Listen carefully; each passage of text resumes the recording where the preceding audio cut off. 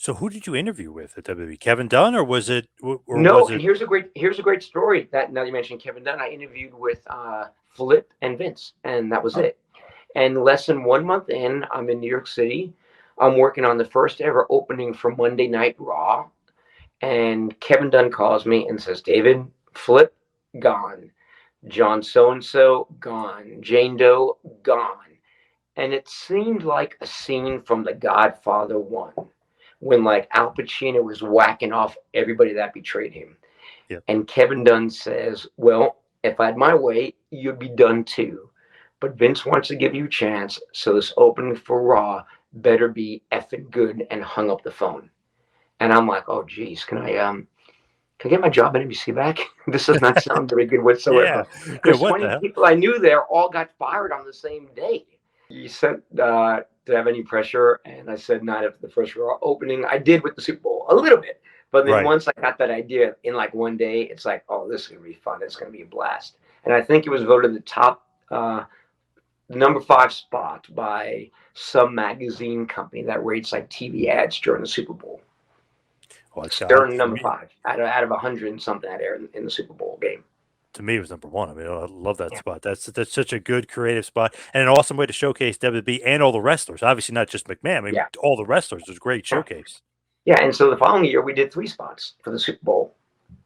But it wasn't my original idea. My original idea was for Roddy Dangerfield, and we're going to go earn respect one household at a time. And it started with Vince McMahon for the first spot that was going to air during the pre-show. It was like, talking about how great WWE is and how they're trying to earn respect, one thing at a time. And meanwhile, wrestlers are like, busting through people's homes and doing pile drivers and body slams and spears on them. And then the crane shot rise and there's fires. And the spot that was going to air in the Super Bowl was Vince knocking on Rodney Dangerfield's door. And Rodney Dangerfield saying, "I can't get no respect," and like slam the door in Vince's face. Vince goes, "Get him!" And all these wrestlers attack the house. We had this set built in Hollywood on a very famous soundstage, and we invested a lot of money in this. I mean, well into 6 figures. And I was told 2 days beforehand that Vince didn't want me to shoot the spot. And I told Kevin Dunn, I'm like, "Kevin, we've already paid for 95% of this. Let me just shoot it. We can't get this money back." We had the special effects team from Armageddon, the movie, doing the Whoa. special effects for this thing. I said, "It's already paid for, basically. Let's just do it." And Kevin said, "No, Vince doesn't want to do it." And it's because a certain wrestler, I think, got in Vince's ear, and he wasn't the feature of that commercial. So that's why Vince decided to cancel that in the 11th hour. And that was probably the lowest moment of my career there, knowing that we had such an awesome spot with Rodney Dangerfield and that it would never be brought to life. So why leave WWE? What was the reasoning behind the exit? That's a very good question. When I first got there, they were hitting rock bottom and hit rock bottom. And WCW started kicking our ass. And that's when I brought the sports mentality there and started doing things differently. So we were like a core group of 4 or 5. We felt like a family that was changing everything. And like, this small group of people turned this whole brand around. And it became the number 1 rated show in all of cable television. And then it became very corporate. They hired people to come on board that quote unquote knew better than us because they worked in real sports or they worked for MMA or something. And I can no longer talk to Vince directly. I had to go through layers to get to Vince.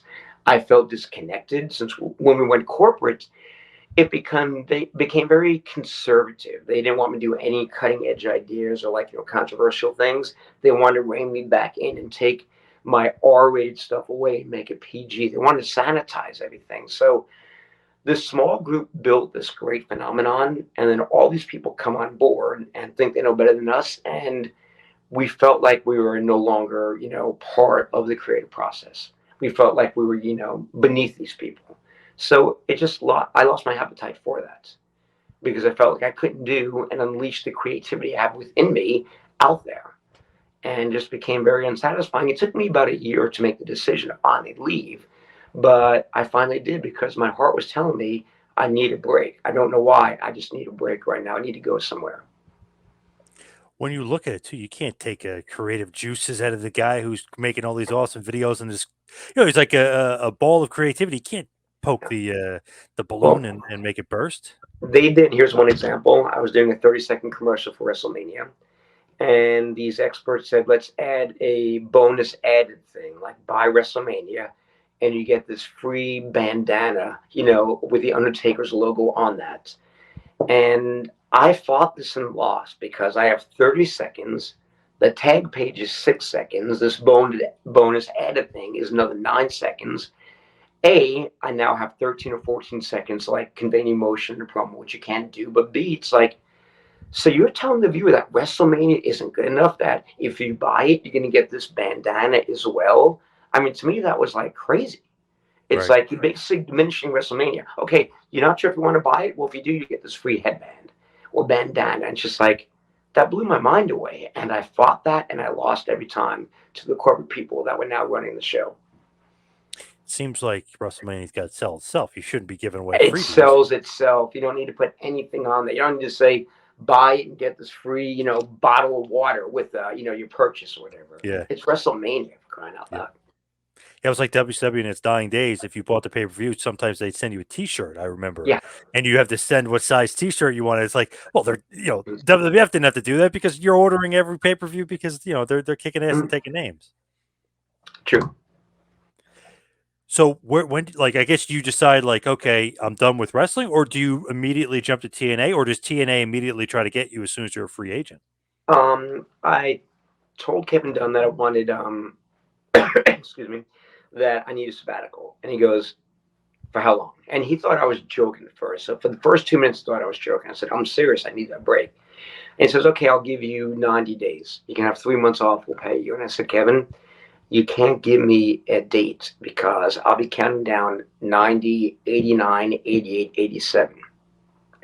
And I said, Kevin, it might be 2 months. It might be six. I don't know. I just need a break. Maybe I'm burnt out.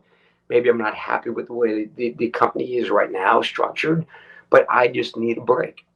And then 5 months later, after I traveled cross country twice in that time of my life, they tried to get me back there.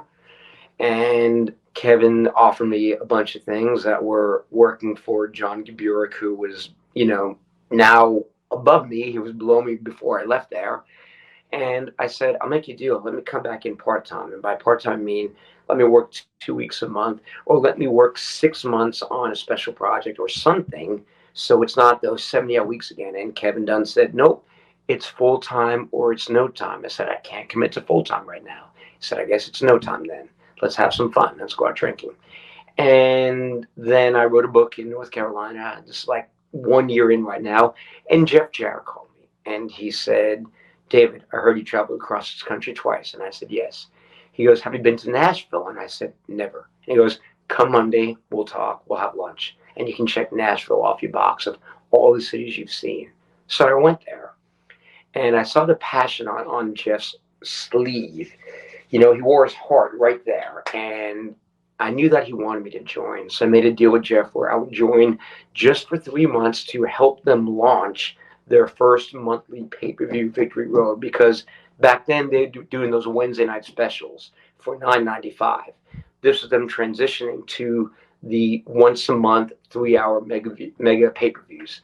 And it was a 3 month thing. That was it. And they got so upset up north that I decided to join that they called me traitor and would not let anybody talk to me, anybody call me, nothing. So I lost all my friends there because they were afraid of going against who were like, oh, David joined the enemy. He's out to get us. I wasn't out to get them. I mean, this company was so small that I joined. I was just trying to help them get to launching a major pay-per-view per month. And it was only a 3 month deal. It was a part-time deal.